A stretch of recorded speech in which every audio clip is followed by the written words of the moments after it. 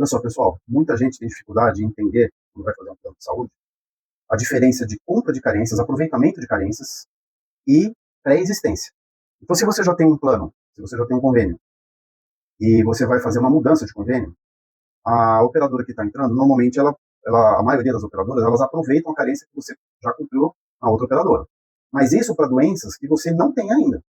Então, por exemplo, você vai entrar com isenção de carências, então se você tiver alguma doença ou alguma dificuldade, depois que você fez o convênio, você não vai ter carências.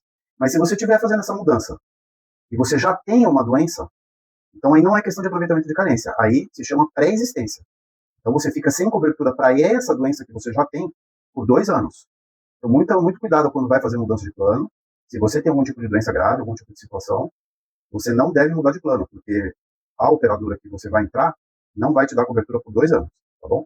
Se você precisa de plano de saúde, só entre em contato com a gente.